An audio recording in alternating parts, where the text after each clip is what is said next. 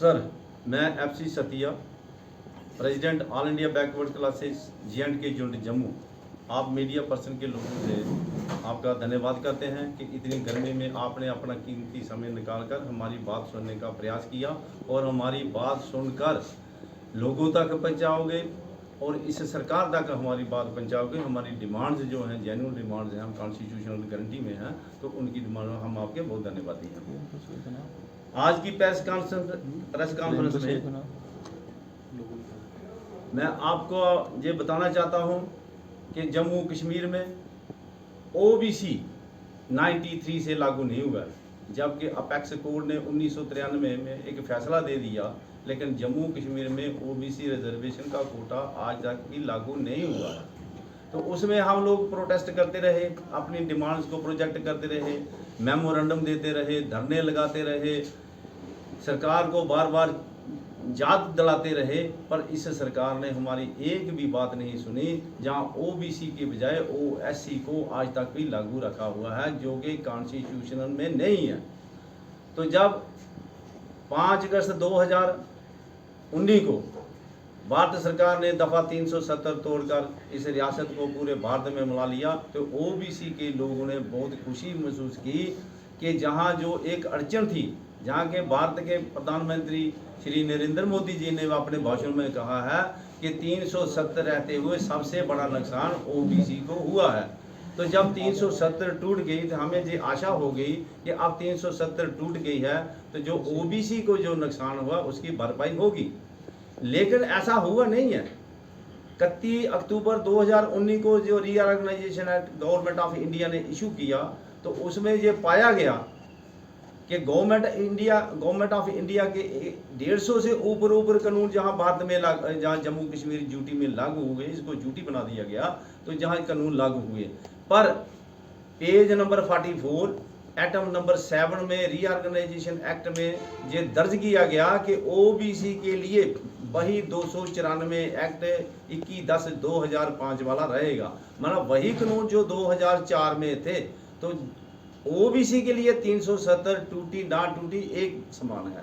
उसके बाद भी हमने OBC तिरंगा यात्रा चलाई, धरने लगाए, लेकिन इस सरकार ने कुछ भी नहीं किया। 2 से 4% कर दिया ओनली OBC आज तक लागू नहीं हुआ है।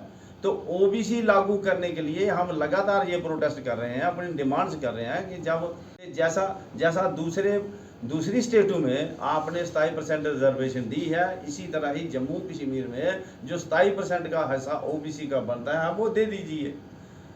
तो उसके लिए हमने 15/5/2022 एतवार को प्रजापति सभा के हाल में एक अधिवेशन रखा हुआ है, जिसमें आंध्र प्रदेश हाई कोर्ट के रिटायर्ड जस्टिस ऐश्वर्या जी और उनके साथ आंध्र प्रदेश हाई कोर्ट के जस्टिस बरिंदर सिंह जी यादव जहां आ रहे हैं, वो इसको चेयर करेंगे। वो हमारे ऑल इंडिया बैकवर्ड क्लासेस के नेशनल प्रेसिडेंट भी हैं।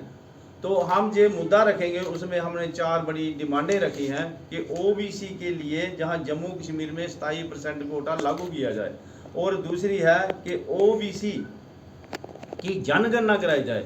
जब ये पार्टी ने हमारे साथ कमिटमेंट की है, जहां तक कि राजनाथ सिंह जब होम मिनिस्टर थे तो इन्होंने कहा कि जब हमारी सरकार आएगी तो हम जम्मू कश्मीर में और पूरे भारत में OBC की जनगणना अलग से करवाएंगे, लेकिन ऐसा हुआ नहीं है। उसके लिए भी हम प्रोटेस्ट कर रहे हैं। दुआ OBC के लिए क्रीमी लेयर, OSC आपने लागू किया, OBC तो आपने लागू नहीं किया, तो फिर क्रीमी लेयर किस बात की है? OSC तो स्टेट का है, जो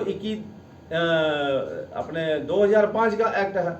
तो जब OBC आपने लागू नहीं किया तो उस पर क्रीमी लेयर किस लिए?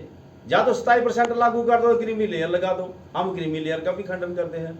और जहां तक कि भारत के कॉन्स्टिट्यूशन में OBC के लिए रिजर्वेशन है, लोकल बॉडीज में, पंचायतों में रिजर्वेशन है, लेकिन इस जम्मू कश्मीर में वो भी लागू नहीं की। एक भी हमारा सरपंच नहीं है पूरे जम्मू कश्मीर में, लोकल बॉडी में कोई नहीं, हमारा काउंसलर तक नहीं है बना। तो जब उसमें कॉन्स्टिट्यूशनल में है तो कॉन्स्टिट्यूशन की जब कसम लेते हैं तो कसम लेने में है कि कॉन्स्टिट्यूशन को हम लागू करेंगे, तो उस कॉन्स्टिट्यूशन को लागू करना चाहिए। ओबीसी के लिए इतना डिस्क्रिमिनेशन क्यों, जब आपने बाकी जिनकी जो रिजर्वेशन बनती थी उनको दे दिया। जहाँ तक ईडब्ल्यूएस की कोई गिनती नहीं की गई, कोई काउंटिंग नहीं की गई, उनको रातों रात दे दिया गया और 15 दिन के अंदर अंदर पूरे भारत में लागू हो गया।